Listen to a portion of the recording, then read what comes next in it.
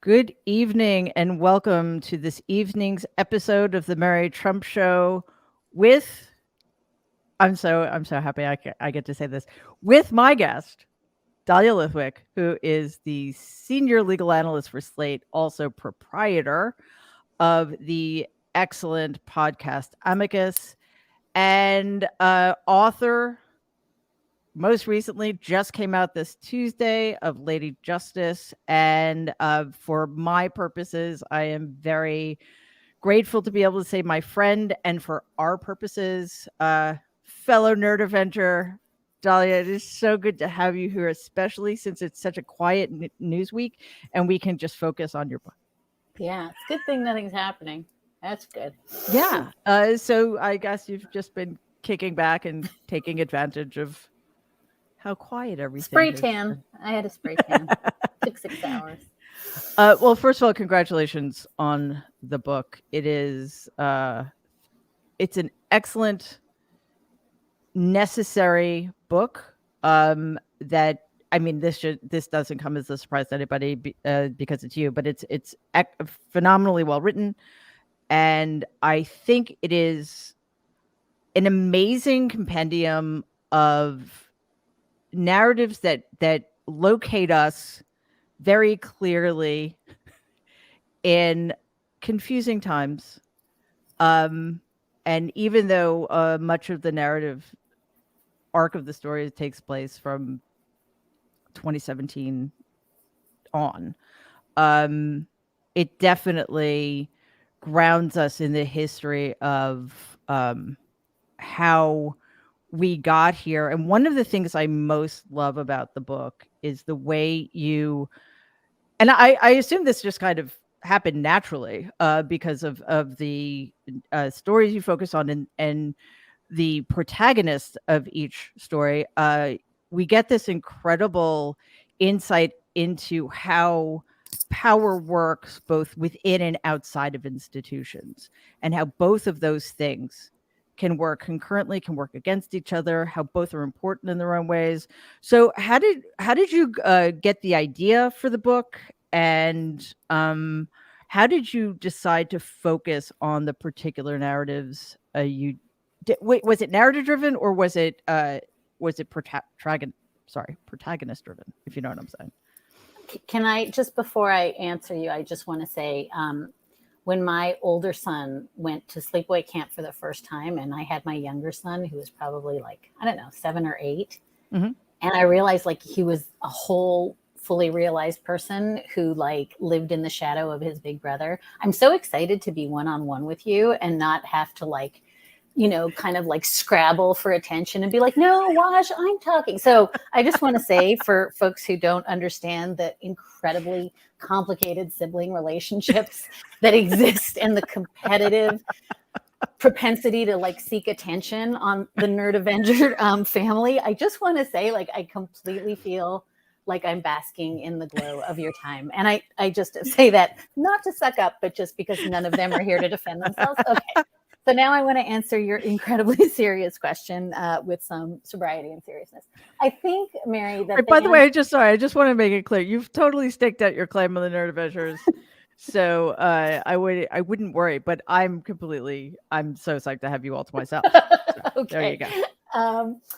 Okay. Question seriously to be answered starting now. I think, look, this book evolved a lot. When I started writing it, it was really the depths of 2017. I think, like a lot of people, it felt as though the sky was falling in, that it could not get any worse, imagine. And a lot of these were just stories that I had covered, right? I had covered Becca Heller and the Muslim ban. I had covered, the Bridget Amiri's chapter on, the ways in which immigrant and migrant teens and asylum seekers at the border were unable to get abortion care that they were legally entitled to have. So I'd covered these cases and I knew these characters, but I certainly had a list of, 20, 30 people that I would have happily talked about.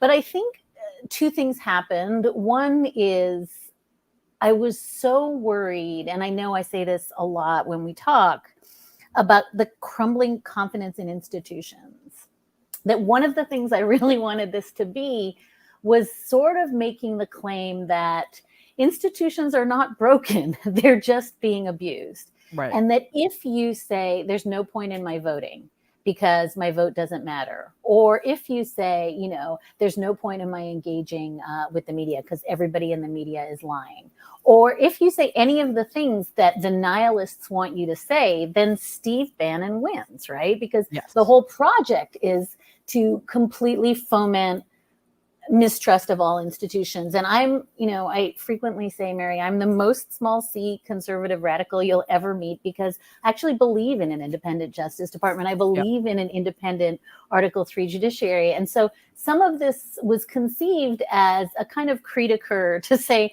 the law isn't what's broken, lawlessness is broken, and that the law can be used to affect huge, huge change and progress. And I think one of the things I really wanted to point out, this is around the time that we noticed that Donald was losing all the freaking lawsuits, right? I mean, he had the losingest record of any president in history. Just presumptively, presidents win most of the time, and he kept losing, and he lost because he was lawless. And even Trump judges and even Bush judges and Reagan judges acknowledge that. And so I think a big thing I wanted to do was, A, you know, as you say, tell stories, because I think these are amazing stories. These are incredible characters. I want people to see themselves in these different lawyers and say, oh, you know, maybe I'm a big firm lawyer, but I could do this like Robbie Kaplan. Maybe I'm, you know, an organizer like Vanita Gupta. I can do this. So there was that. There was the stories and the characters. But I really think the arc of this thing is a kind of at least an opening argument for the power of the law in the hands of good people to do good things. Definitely. And we see that in the subjects you picked. I mean, these are dedicated people coming at issues from very different places and perspectives, but with the same goal in mind, which is, and I believe it was Vanita Gupta who said this, and I kind of see her as a central character, or her narrative as central, or as maybe the center of the book, because as you describe her, she's an inside outsider. She's played both sides. You know, she gets the job at the Justice Department, having done nothing in her career except sue the government, you know, and that's a really fascinating transition. And then she goes back when she joins, becomes head of the leadership conference. So that was really cool. But you know, they're all coming at this with the understanding that just sort of siloing your goal allows the systems to remain, again, not broken, because they're not, but inadequate to the purpose of shoring up democracy. Right? If you're only focusing on one thing, then you're losing sight of the bigger picture. And these women all understood that. Hold on one sec, Mary. Someone's knocking on my door. Can we pause, or is that going to screw us up? We can't pause, but we I don't know what to do. I'm sorry. It's just no. persistently knocking. People love this kind of stuff. Someone is persistently knocking on my hotel room door. I checked in like 6 minutes ago. Apologies. Here's what I would say to that. I think first of all, Vanita Gupta becomes kind of a weird breakout star of this book. And in some sense, you know, it's a complicated chapter because she's an organizer. She's somebody who has litigated all her life and then ends up at the leadership conference not litigating, but in fact organizing other litigants and organizing groups.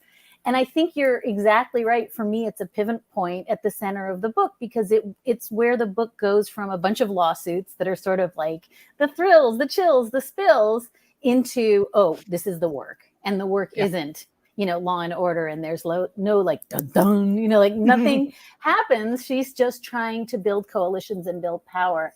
And so in a sense, I thought this was a chapter that people would kind of glide over, but it is a chapter that's about really deep work. And as you said, about a character who just could not believe when Eric Holder said to her, do you want to come work for me, after she had done nothing but make trouble.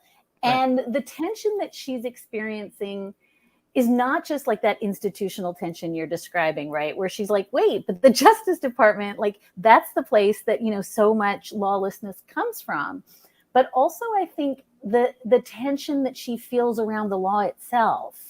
And she's one of the people who really candidly says, and I pressed almost every subject of the book on this question of the law really sucks for women. And if you're Vanita Gupta, for women of color, if you are Nina Perales, who in the chapter on gerrymandering, a woman who does, literally racial gerrymandering as her job. And I think that they raise this really intractable question that I'm struggling with. I know you think about it all the time, which is we are clinging to the law, right? And to legal systems, to the Justice Department. And yet in the worst possible way, it is in fact the object of our oppression. It is the thing that is hurting us. It was, we talk about this all the time. At the founding, women were invisible and they were chattel, and you could be raped by your husband and apparently burned as a witch. And, all of this stuff we had to invent. We had to claw our way through this system that really disempowered us deliberately. And so Vanita is one of the people who gives voice to this notion that, like, yes, the legal system is racist. And yes, the legal system is punitive and the carceral system is broken and it's all just terrible. And it's the best thing we have. And so I love that she's not just an insider outsider on this narrow question you're asking about what do you do with institutions and how do you sort of fix institutions that are fundamentally really slow to change. But this huge question that all of these women have, Becca Heller in her chapter about the Muslim ban is like, look, master's tools, master's house. It's that simple. Yep. The law sucks, but I'm going to use it to get, my clients relief. And other people like Anita Hill are so lofty about the grandeur of, right? She's like, but we got Brown v. Board, right? We got Obergefell. And so I think threaded through this, that anxiety that you're sort of laying out about how much you can rely on a legal system that was always warped against women's interests to redeem women's equality and dignity. And that's one of the fascinating tensions. You talk about people like Anita Hill, you talk about people like Sally Yates, small c conservative institutionalist people, both of whom, by the way, have not been well served by their respective institutions necessarily, but who believe fundamentally in the power of institutions. And then people like Becca Heller, and somebody else I really like you to talk about, Pauli Murray, whom you start the book speaking about, because I think that was a fascinating jumping off point for the broader conversation. And most people, I'd never heard of her either, which is another issue. But at the very beginning of the book, you say even a woman with grievous doubts about the American legal system can leverage that system to benefit everyone, and that kind of becomes the raison d'être in some ways of all of these various missions that these women are on. I mean, you've hit on this is my pain point, Mary, and there's no doubt that I could have written just, more about RBG, right? Like all of us have this like desperate need for heroes. And I would submit, like, it's a good thing, right? That our legal hero is this like 40-pound octogenarian who, pretty much single-handedly invented gender equality in the 1970s, except she didn't, right? And she gets too much credit. Not that she doesn't deserve the credit for what she did, but she leaned heavily on the work of many other people. And I will say, to be fair, she was absolutely meticulous about crediting the people that came before in the brief that she submitted in Doe v. Reed, which becomes, one of the most important gender equality cases. She name checks Pauli Murray. She writes Pauli Murray's name on the brief as though Pauli Murray would co-counsel, because she's so careful to say, these are not all my ideas. But just to be brief, Pauli Murray is this unbelievable character. I would say one of the kind of prime movers of using the 14th Amendment, not just for gender equality, but for racial equality. And Pauli Murray is, long before there's a word for being trans, long before there is a word for being non-binary, Pauli Murray feels that she is a boy who is trapped in a woman's body and spends I would say their, because I think at today Polly Murray would want to be called their life, Yeah. struggling with that, is Black and therefore turned away from universities that absolutely should have admitted her, is a woman and therefore turned away from law schools that should have admitted, encounters time after time after time, barriers. And nevertheless, the brief that she ends up writing in law school, unbeknownst to her, becomes the spine of Brown v. Board. Right. Nobody tells her Right. that Brown v. Board is based on a paper she wrote in law school. She finds out long after. And Polly Murray is this incredible figure who, refuses to move to the back of the bus before Rosa Parks, and who is desegregating lunch counters before lunch counter desegregation is a thing. Every move she makes is prophetic, and every legal idea she has shaped the world we live in now, and nobody's heard of her. So I started with her partly to kind of make that leap away from the hagiography around RBG and to say there are armies of women, many of them Black and brown, who've been doing this work for decades uncredited. And I want to really probe this question of who gets famous and why, because too many people that are famous, as you know, better than anyone, are famous. At least as well as. Yeah, I mean, get famous for doing what others have done before. But maybe, and this is the last wrinkle in this, I really want to do away with this idea that if you kind of have your Advent candle and it has Bob Mueller is going to save us on it, and then the next month it says, Adam Schiff is going to save us, and the next month it says, whoever the hero du jour is. And that's how we go. We ping from hero to hero, and we buy the mugs, and we, like the memes, but that's not democracy, right? That is a branding exercise. And this is no insult to, Mueller or Schiff, but it's to say, I love the idea of a democracy in which everybody is working as hard as Polly Murray, even if they don't get credit. And you point out later in the book that, a lot of people do give credit. Ketanji Brown Jackson, these are women who are well aware, Stacey Abrams, well aware of who came before. And it just makes me wonder, though, why don't the rest of us why do the rest of us forget that? I mean, in the introduction, I quote from an amazing essay that was written just around the time that I started the book by Rebecca Solnit, the political philosopher, where she says the hero is the problem. And she says this is just endemic, that Americans are just too in love with the John Wayne, pachoo, white hat guy who's going to save us all. Yeah, and I baseball players get to be heroes in America. Right. And that, it's just a sort of cultural norm that lets us bear witness to heroism without participating in it. And I think that's part of it.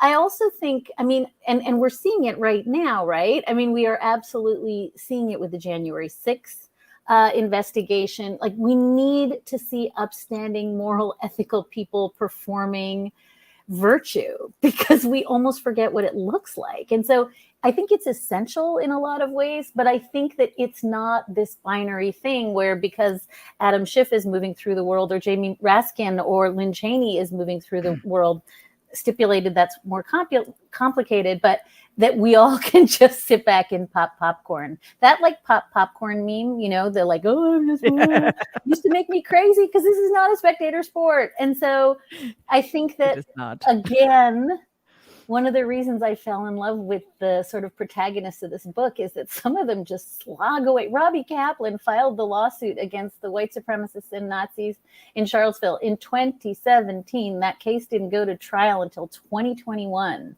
It was just years of slogging, uncredited discovery, taking depositions with people who had their minions threatening, death threats against herself and Karen Dunn. And they just did the work. And I love that, because I just don't think that anyone makes movies about people who are doing the work.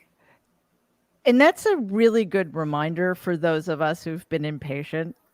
And we have every right to be, especially when it comes to somebody like Donald, because how many decades do we need to wait for one person to be held accountable for something? However, justice time runs differently. And it's not like people are just sitting around twiddling their thumbs.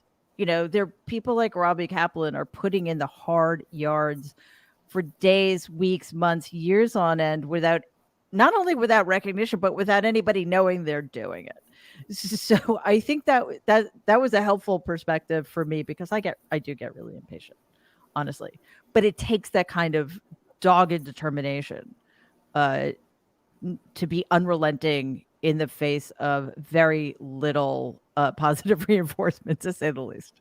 Yeah, and a lot of it is secret. Like, one of the things Yep. that you and I know now in the rearview mirror is the work that went into those, Mar-a-Lago searches, and how Yep. unbelievably scrupulously the Justice Department did their work so that it would be bulletproof. Now, let's see what the 11th Circuit says. Let's see what the Supreme Court says.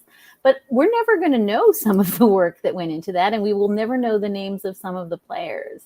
But again, I think for me, this metaphor of how law is done is really, really a lot more interesting than falling in love with whoever the lawyer du jour is, Right. Who's a talking head. Because I think that, again, many talking heads are great lawyers, but I just think this is not a thing that happens quickly, and it is not a thing that happens necessarily with fanfare. Exactly. And the subtitle of your book is Women, the Law, and the Battle to Save America.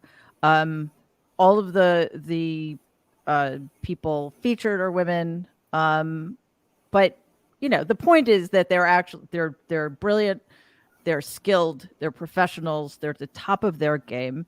However, it does matter. I mean, we see something that really jumped out at me.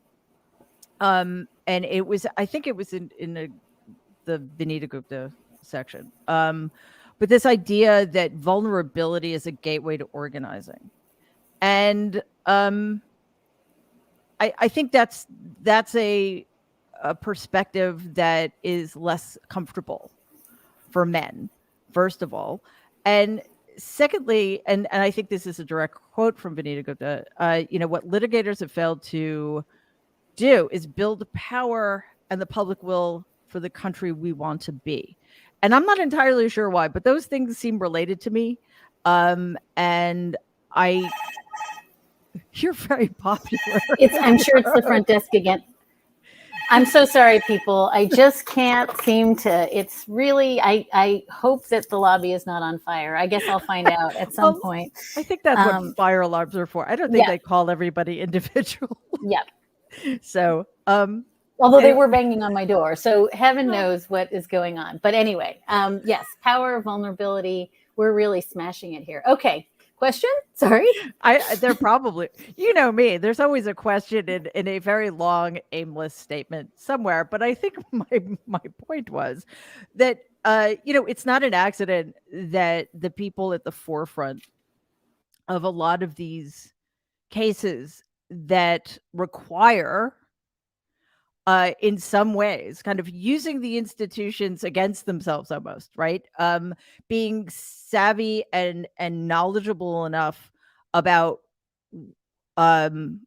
where there's room to push, right, against the systems that have bound us all in ways that are not good, that are not fair, that are not small d democratic, to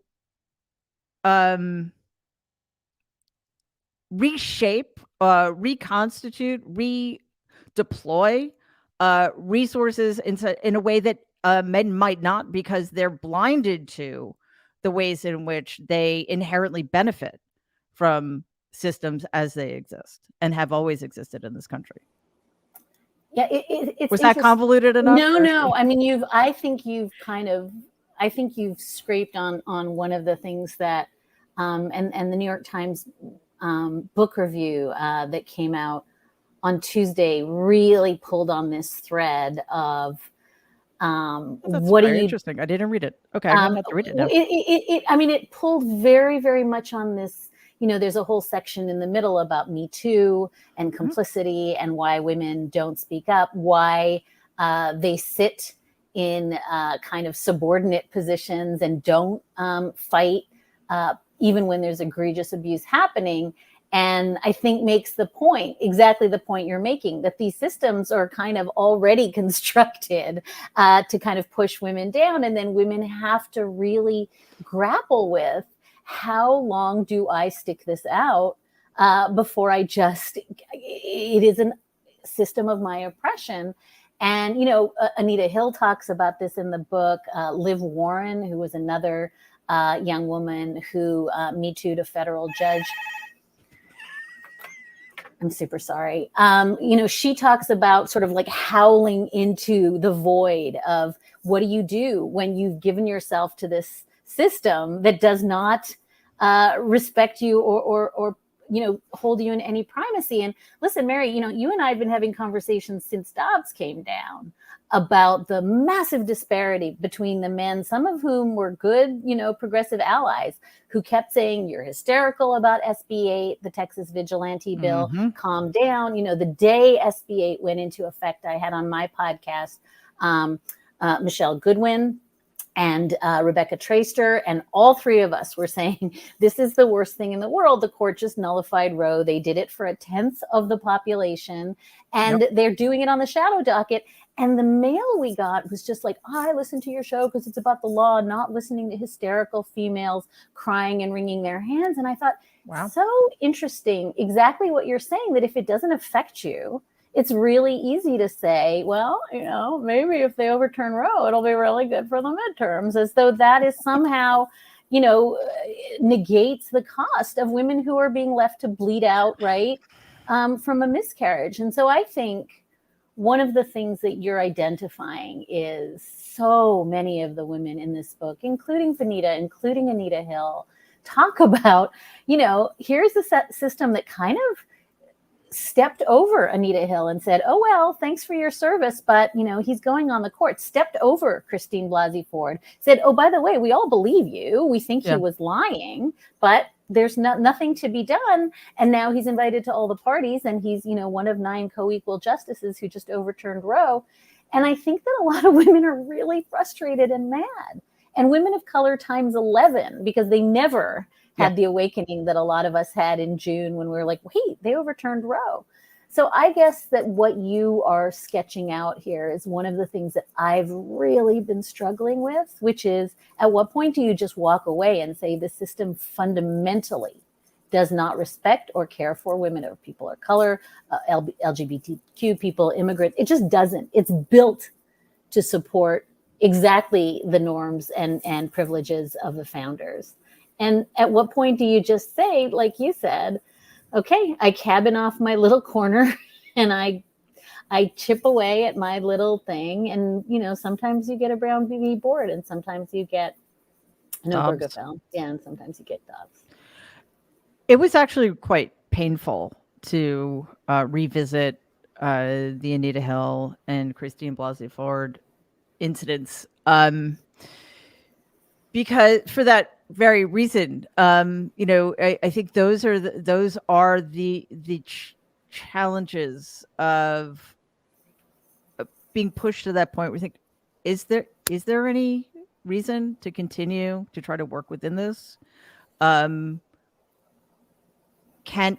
we ever use the systems and the institutions to again, not repair them because they're not broken, but to reimagine them? I like to think of it in those terms. Like, I don't think you can tear anything down.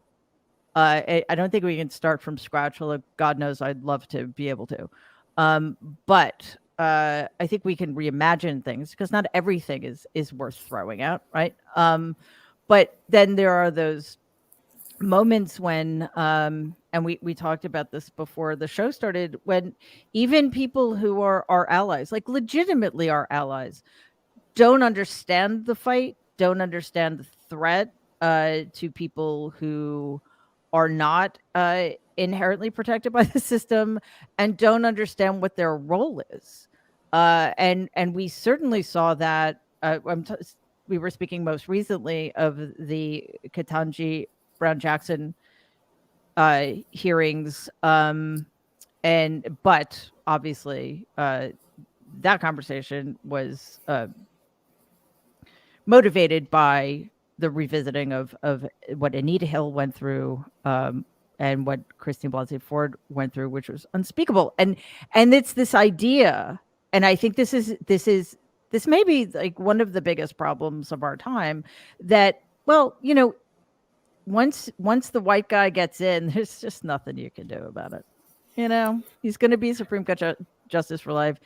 He was in the Oval Office, so it would just be unseemly to indict him or arrest him, right? So it's sort of it just begs the question: who exactly are we protecting here, and what will it take to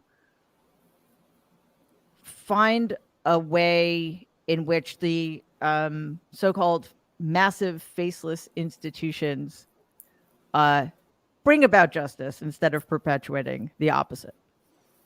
So Sherilyn Ifill, who's one of my heroes, who was the head of the NAACP Legal Defense Fund, was on my show, and I asked her a version of this question, and she reminded me, and she's just very much like Pauli Murray, a poet. I don't think she knows how what she says sort of lodges in your imagination. But she said that we focus too much on January 6th and forget what happened on January 5th. And January 5th, if life had proceeded without an insurrection, saw 2 Senate seats in Georgia, entirely engineered by the work of Stacey Abrams and the army of people that she has inspired and helped to believe in the sort of aspirational project of democracy that you're describing, right? Not fixing, but reimagining democracy. And somehow elect like a Jew and a black man, and we get control of the Senate. All that happens on January 5th. That's unthinkable. That is unthinkable, considering especially the vote suppression that went on in Georgia. Yes. And I think her point is, we get blinkered, right? We get so focused on January 6th that we don't see the utter miracle and the human-driven, organizing, good miracle of January 5th. And I think the larger point is, it sucks right now, stipulated. It sucks. And it sucks. And it Speaking of poetry, I mean, it sucks right now. If I say it in a sort of lilting voice. No, it sucks. It sucks. But I think that we forget that this stuff happens in ebbs and flows, that it will always be sort of 2 steps forward, 1 step back. That is sort of the nature of progress, particularly when you have authoritarians and fascists who are warping systems. And I think it's really useful to remember that January 5th was kind of a quasi-miracle done within the 4 corners of constitutional democracy. And we will have those again. It doesn't mean that there aren't very serious impediments, but what it does mean is that we can't blind ourselves to the ways in which the system holds. And the system held in no small part, in my view, because of some of these women doing this thankless work in the book. But I think the system holds also because we continue to believe that it's better to have a system than to have chaos. Chaos, street fighting, like, who gets nailed first, Mary? You and me. It's not good. And so I think we have to just say that, and you're quite right, and we've talked about this too, so much that we thought was codified law are soft norms. Those norms need to be bolstered. They need to be enshrined in law. But that requires people believing in them. That requires people saying, my vote, although statistically insignificant, matters, and I am going to vote. And even if, everyone is telling me that the system is rigged and the fix is in, that I'm going to do it anyway. And so I think maybe just to go back to what you sort of led with, one of the things that I really come down in this book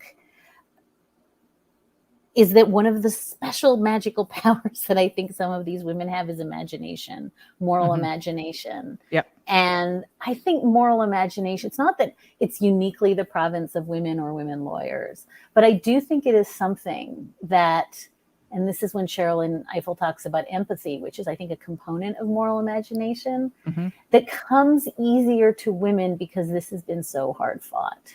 Right. And vulnerability is also a necessary component of that as well. And I think in to Charlotte Eiffel's point and yours, in forgetting January 5th, and I get why people do, it's been kind of crazy since then. But we, on the one hand, fail to recognize the extraordinary work of people like Stacey Abrams and Latasha Brown and many others. In accomplishing that goal, we fail to recognize the extent to which voter suppression is a massive problem in this country that's getting worse, along with voter subversion. We forget that Stacey Abrams did this in the wake of having, in my view, won the gubernatorial election, but shrugged it off. Probably maybe wrote a romance novel in between, but then got right back to work. Even became president of United Earth. Come on, the woman is a multitasker. So we forget that too, and I think that that kind of failure to keep those hard-won victories in front of mind leads us to a situation in which Senator Warnock might lose to one of the worst candidates for Senate in the history of this country. It's a sort of a massive failure of respect to forget about January 5th, and not understand what forgetting that entails. So Mary, whenever I'm on your show, the part where I can just see in my mind's eye all the listeners get up and like go to the bathroom and like, pour themselves like a beer and come back is when I start talking about like systems failure, right? And when I start saying, this is a malapportioned Senate. This is the Electoral College, right? 41 million people are like erased by the current structure of the Senate. I mean, we can talk all day about dark money, thanks Supreme Court, and gerrymandering, thanks Supreme Court, and racial gerrymandering, thanks again Supreme. Like we can talk all day about the complete circle of abuse of power that has allowed like 5 of the 6 justices on the conservative supermajority to be appointed by presidents who lost the popular vote, and then I had to go get a beer. Why don't you give the by a Senate that doesn't like represent half the population? Like we can talk all day about how, and then what do? Oh, they restrict voting. Amazing, right? I mean, Samuel Alito writing in the Dobbs decision, women, if you don't like this, just go out and vote. As the court is like taking away the right to vote, is just like beer out your nose funny if you all are just coming back from having poured yourself a beer. And like, it's ridiculous that this system is as completely warped and distorted as it is. So you are not going to get me to like defend the status quo because it's insane. But you would never. But you are going to get me to say that there are good people working right now on fixing the Electoral Count Act and on, doing away with the Electoral College, and good people who are working on fixing, a malapportioned Senate and serious structural Supreme Court reform. This is not stuff we have to imagine or invent. It's there, but we need to buy into it. Yeah. And I guess what I'm positing for you is in the binary of, everything about the legal system and the constitutional system sucks. And it's all perfect and magic. And, Donald is magic and can't be prosecuted because he's God. There is all this complexity of work, of structures and systems work that requires a buy-in from every one of us. And in the end of the day, the reason I kind of wrote a little pink book about all those structures and systems, and the last 3 chapters are about voting, is because I really think we can do this, but saying it all sucks gets us nowhere. Right. Although it does suck. But not all of it. No, but not all of it. And one of the things that I really love about this book is because each story is a standalone, discrete narrative, right? You don't need any of the other stories to understand each one as it unfolds. However, there is this overarching sense that each one of these women, each one of the fights they're fighting is a different facet of the problem we face. And that again is a problem that the systems are working as they're intended by the founders and other powerful white men, and that democracy, America has never been a democracy and needs to be, but that each of them in their own way brings to the fight um, a different weapon. So it isn't just about litigating. It can't be. It isn't just about organizing. It can't be. It isn't just about the issue. It can't be. It's all of those things. It's, as you say, moral imagination. It's lobbying. It's education. It's voting, and organizing and litigation. And in understanding it that way, I think it does give everybody a sense of purpose and a sense of where they can find their power. It's always so fun to talk to you because you're such a careful reader. And that was absolutely, for me, that was the mandate, was that everybody could find something in here to say, I didn't really understand about, redistricting reform, but I kind of do now. Or, I didn't really fully understand, the nature of, the line between protected free speech under the First Amendment and incitement to violence in Charlottesville, and to find a path to just think about what my buy-in could be here. And you don't have to be a lawyer to do this. I mean, this book is not for lawyers, but I think you have to believe, as you're saying, in the project. And I've said this so many times on your show, if we had a plan B that was better than the one that I'm putting forth, if we could just figure skate our way to a better democracy, I would be for that. Because it's not great, but we don't. And can I play tennis on our you way? can play tennis Because I figure skating nuts so much, but I see your point.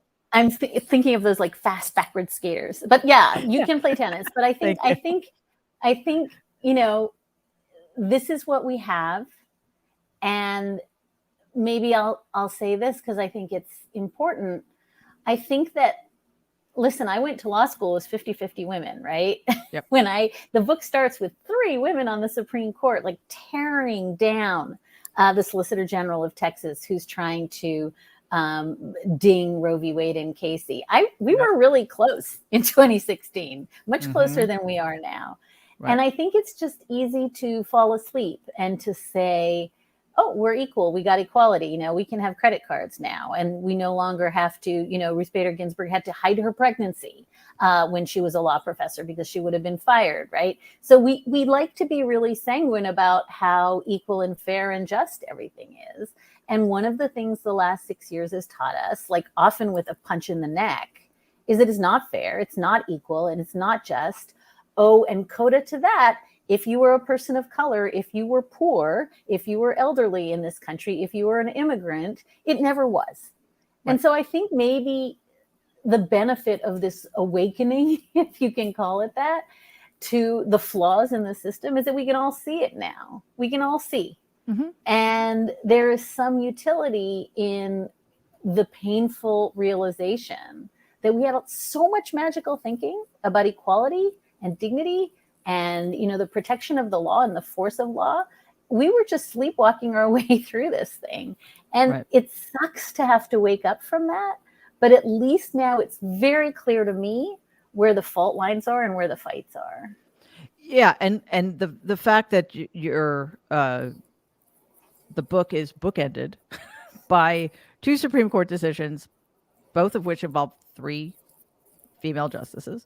And the most recent basically relegated women to second-class citizenship. It's a gut punch. Again, nobody should be surprised that it happened. It's still a gut punch. And this isn't to demoralize anybody. This is something you and I say often. We need to have our eyes wide open. And by understanding what can happen in a very short period of time. Yeah, okay. Women got the right to credit cards in the 70s, and now they don't have a right to control what they do with their own bodies. So it is a painful but necessary reminder that none of this is nothing is an end point. Nothing ends. It's all a process, and we need to take a page out of the rights playbook and understand that, and never say, "Oh, well, hey, we got this right, and everything's cool now, and we're just going to go chill and not have to worry about it again." Because clearly that's absurd on its face. It's one of the prices you pay if you want to be a citizen in a democracy. You have to vote. You have to pay attention. You have to be connected. And if we've learned nothing else, that it's the Supreme Court can not draw out, what am I trying to say? The Supreme Court can grant rights. They don't guarantee them. That's up to us. That's exactly right. And I think, for me, again, I was so struck this whole year by how much I didn't know, not about, you sort of copped to not having heard about Pauline Murray, and people should definitely watch the movie My Name is Pauline Murray. I didn't know about Peggy Cooper Davis and all the work she did decades ago. Again, never learned it in law school. Nobody ever said, oh, this is why bodily autonomy is protected in the 14th Amendment. This is what it was to be a slave and to be, raped forcibly for economic purposes. This is what it was to split up your family, to take your children away, to have husbands and wives separated. That's why the 14th Amendment contains a right to bodily autonomy and family integrity. And when you hear Republican senators be like, oh, that's not anywhere in history, that's not in the Constitution, it's because that's been erased. Because all that work has been erased. And if you listen to the debates, it's spectacularly, explicitly clear that they were trying to give freed slaves the rights to control their bodies, their reproductive systems, their families, who they married, and how they raised their children. So that's been erased. I never learned that in law school because somebody decided that wasn't material. And it is why you had, during Ketanji Brown Jackson's hearing, one senator after another talk about this as though it's this fanciful cotton candy right. So one of the things that you're saying that I think is so important is that these stories are there. They're there. We just forgot them. We forgot to tell them. We forgot to teach them. And at the risk of saying the dread words like critical race theory, the efforts now to erase more and more and more of the underpinnings of structural racism, of structural sexism and misogyny and homophobia is an effort to get to exactly what you're describing, which is a place where this all makes perfect sense because we don't remember anything else. Right. And so what I love about both writing the book and sort of doing all this deep work, listening, to Dorothy Roberts, listening to Peggy Cooper Davis, unearthing the work of Polly, is that all of this work has been done. It's right there. You can check it out on Amazon. But we don't tell it. We don't. And also I need to apologize. I'm mortified. I keep saying Ketanji Jackson Brown and it's all Jackson Brown's fault. Jackson Brown's fault. The only reason. Jesus Christ. Justice Jackson. Also it's that Southern thing that Joyce White Vance does too.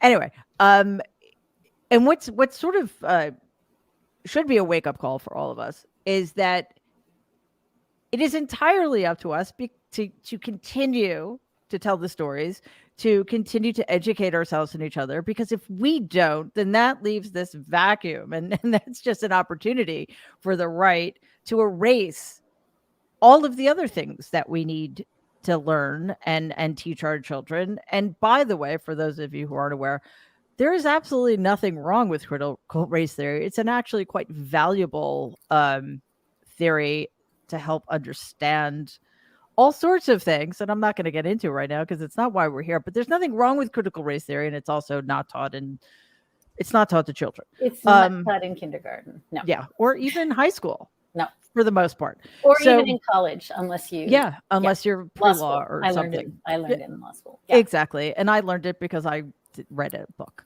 Yeah. So read a book, guys. So that's another thing we cannot just rest on, and that's power. And you said this to me and the rest of the nerds recently, in one of those rare moments of optimism for you. Uh, but it was also the same. It was the same show in which you called yourself a fucking asshole. I So did. Yes, I did. I don't know. It was one of those days. But you said, listen, we have the mechanisms to fix this, and it looks like we will, uh, hopefully in November. Why you be? You No, changed your no, I'm mind? shrugging because it's funny because like we have the votes, we have the will, we have the ability, and the idea that this is just being stymied by a bunch of dark money, a Yeah. bunch of corporate self-interest. I mean, Yep. the problems here are not democracy problems. They're No. broken democracy problems.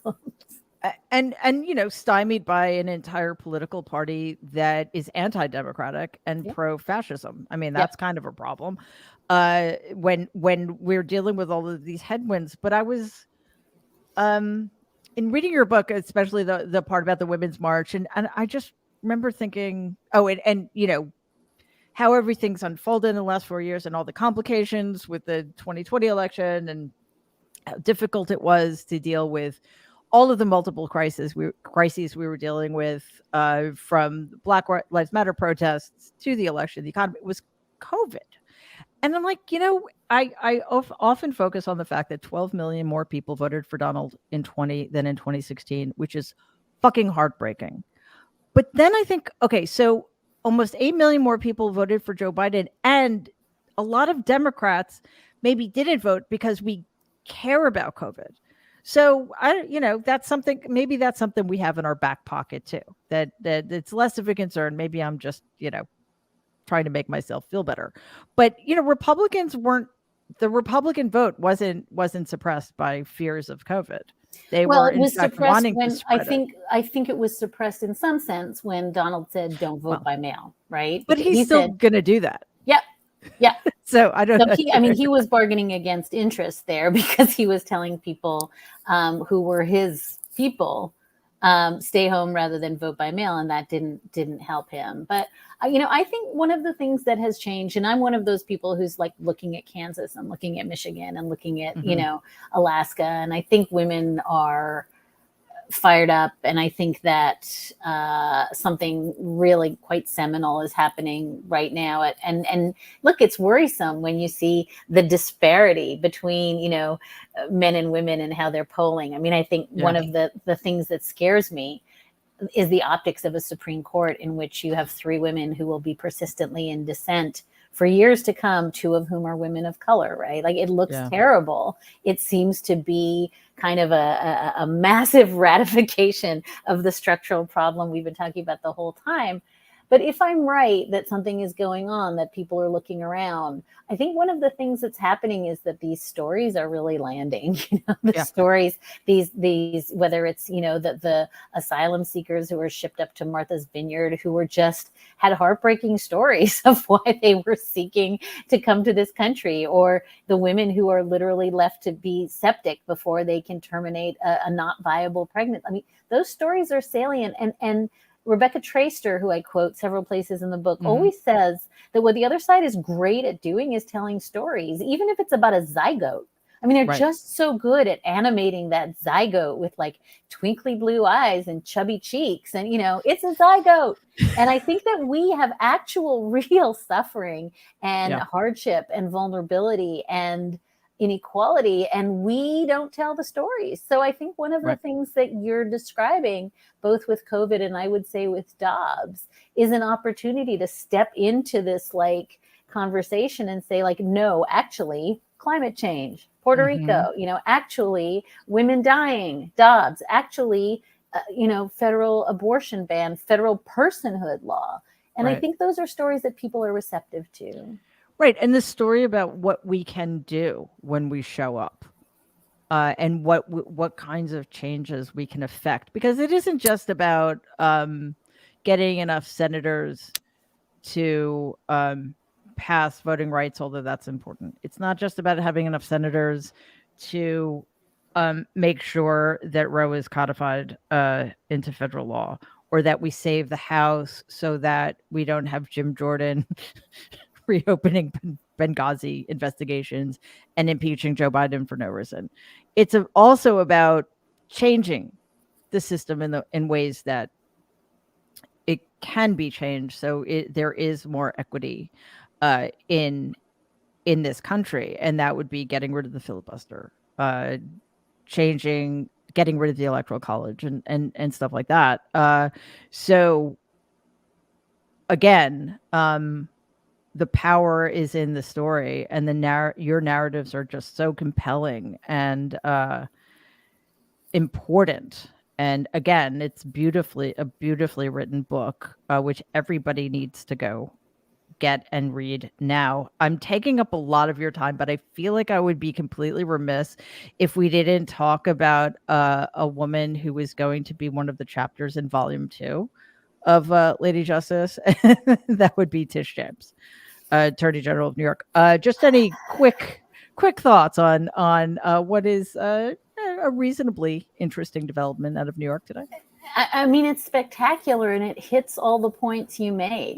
This is somebody who very carefully built a sweeping, I would say, far bigger swing than I thought, case, right, not just against Donald Trump, not just against the company, but against the kids, against the family, and did so with, again, behind the scenes toil, work, a team of people working away on this. I mean, for me, this is, it's like Fani Willis, right, in Georgia, who is also doing the same, Black women both, who are doing, this yeoman's work for which, history may or may not credit them, but let's you and I credit them, because a lot of people thought that this was too ambitious, too much. He's untouchable. We've seen all the themes that let him escape. I call him a greasy watermelon in a recent, you just think you got your arms around the greased watermelon and he slides away. But bless them, they just will keep grabbing. I know, it's once you think of that image, it's really hard to let go of, and kind of spoils watermelon for the rest of the year. But, okay, I don't like watermelon, so I'm good. Well, I love it. You're good. I love it. But I think this is just every single theme that I tried to pick out about. These are not trivial powers, the power to investigate, to subpoena, to force somebody to sit down and take a deposition. These are huge powers, and they are available to any woman who wants to pick up the tools of the law and use them. And so for me, I guess I just think this reinforces this basic theme of these women are extraordinary. They're also very ordinary. If you look around, they are everywhere. Right. And I think that instead of buying the Tish James mug, or, I think we have to think really, really carefully about what it is that she's doing and how we scale it up and how we support it, how we elect people like that in every single state. And how we vanquish the sort of feeling of nihilism that nothing can ever change because everything, as we said earlier, sucks. I just think that way is the assured path to the demise of everything we are fighting for, you and I. Exactly. And that is hopeful. That never thought you'd hear it from this guy, did you? Little hope? Little tiny filament of hope? I've seen it. One does not write the book you just wrote if one does not have hope.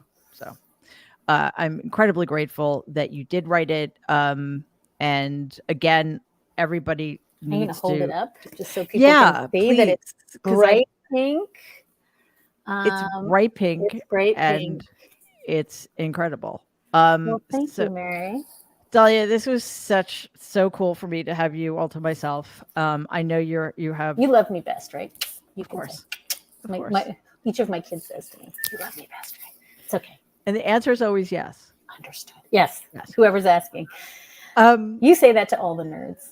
No nerd has ever asked me before. So far, none is as troubled as this one.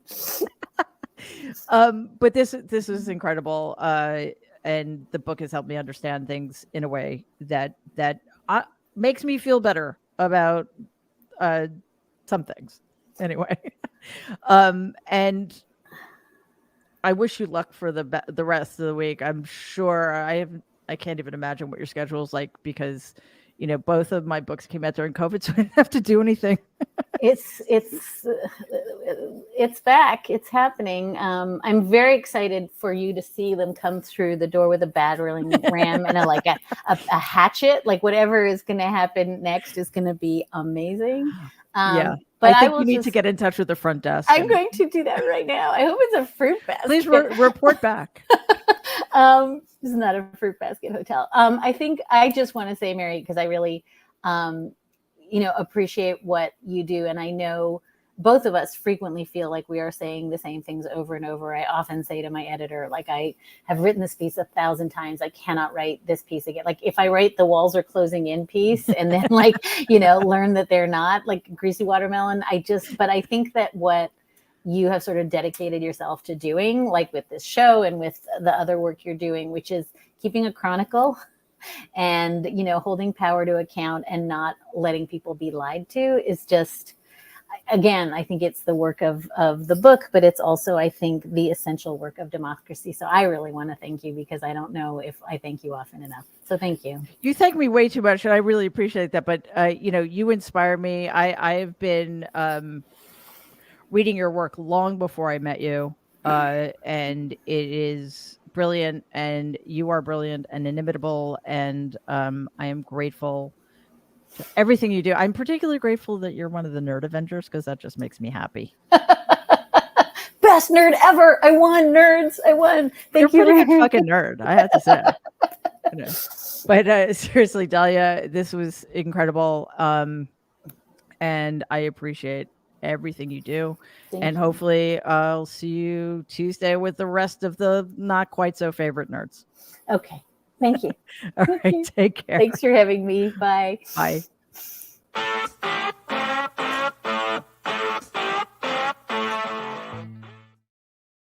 Well, that was incredible. I'm really happy that Dahlia was able to be here and spend so much time because, again, her book just came out on Tuesday. So book launch week can be something of a trial, especially now that people are out in the world.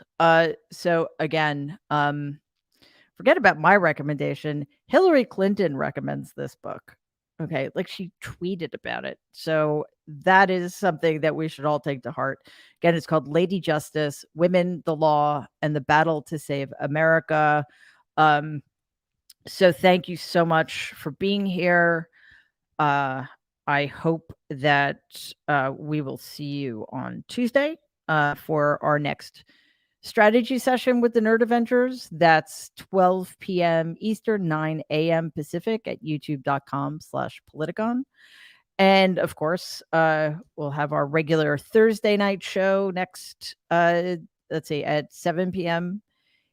Eastern, 4 p.m. Pacific, also youtube.com/Politicon. And when you're on Politicon's YouTube page, please subscribe to Politicon's channel. It doesn't cost anything. It just helps us get our numbers higher. Like the episode and click on this bell because that way you will be sure to get every video that drops, not just the episodes, but the shorter videos I'm doing anytime we have an emergency session, which we did yesterday, to talk about everything that's happening with Tish James and in New York. And that is it for tonight. Thank you so much for being here. I appreciate all of your great comments. And have an amazing weekend. And until next Tuesday, please stay safe and be kind.